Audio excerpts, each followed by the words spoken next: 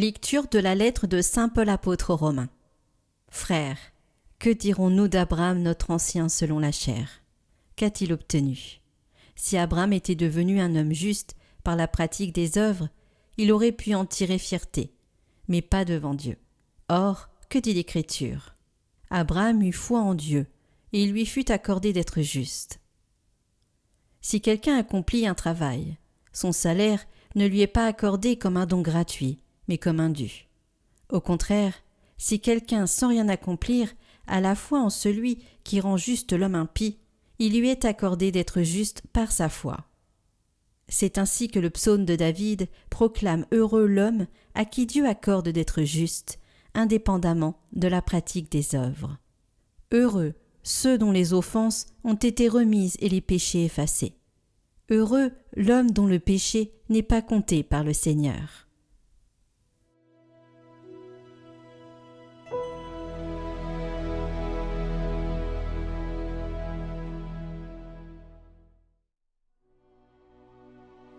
Tu es un refuge pour moi, de chants de délivrance tu m'as entouré. Heureux l'homme dont la faute est enlevée et le péché remis.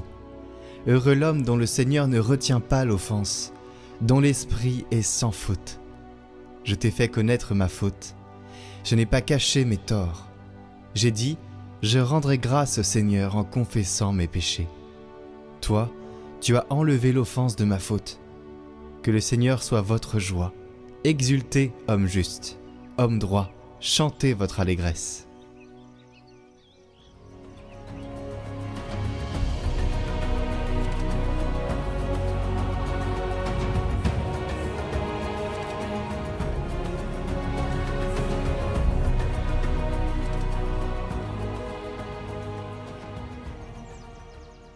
Évangile de Jésus-Christ selon saint Luc. En ce temps-là, comme la foule s'était rassemblée par milliers, au point qu'on s'écrasait, Jésus, s'adressant d'abord à ses disciples, se mit à dire : « Méfiez-vous du levain des pharisiens, c'est-à-dire de leur hypocrisie. Tout ce qui est couvert d'un voile sera dévoilé, tout ce qui est caché sera connu. Aussi, tout ce que vous aurez dit dans les ténèbres sera entendu en pleine lumière. Ce que vous aurez dit à l'oreille dans le fond de la maison sera proclamé sur les toits. Je vous le dis, à vous mes amis, ne craignez pas ceux qui tuent le corps, et après cela ne peuvent rien faire de plus. Je vais vous montrer qui vous devez craindre. Craignez celui qui, après avoir tué, a le pouvoir d'envoyer dans la géhenne. Oui, je vous le dis, c'est celui-là que vous devez craindre. Est-ce que l'on ne vend pas 5 moineaux pour 2 sous? Or, pas un seul n'est oublié au regard de Dieu. À plus forte raison, les cheveux de votre tête sont tous comptés. Soyez sans crainte, vous valez plus qu'une multitude de moineaux.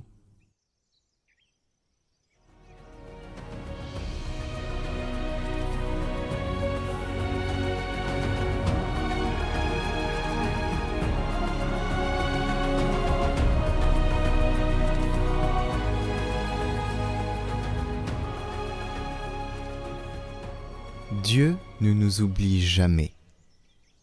Les cheveux de votre tête sont tous comptés. C'est la parole de Jésus. Ce qu'il nous dit aujourd'hui avec une tendresse forte.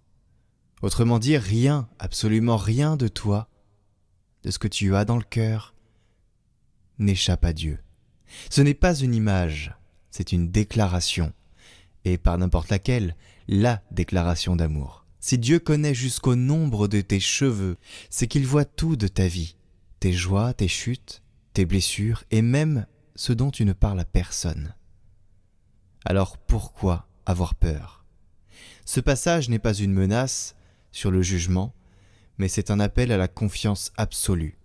Dieu ne t'oublie pas dans la foule, il te voit personnellement.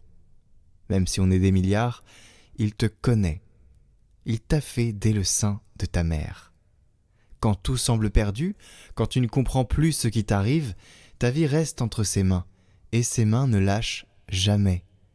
C'est là le cœur de la foi, non pas tout comprendre, mais tout confier. Et c'est ce que nous rappelle saint Paul dans la première lecture. Heureux l'homme dont la faute est enlevée, dont le péché est remis. Nos fautes ne nous condamnent pas, elles sont l'endroit même où Dieu peut venir nous relever.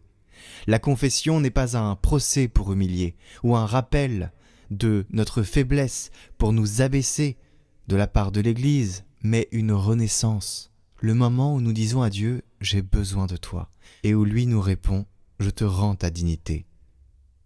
C'est l'inverse de la peur, c'est la liberté retrouvée. Dans le psaume, quand il est dit « Exultez homme juste, homme droit », chantez votre allégresse, ces hommes ne sont pas justes et droits par nature, ils sont justes et droits parce qu'ils ont reçu le pardon de leur offense. Ils ont été enlevés de leur souillure.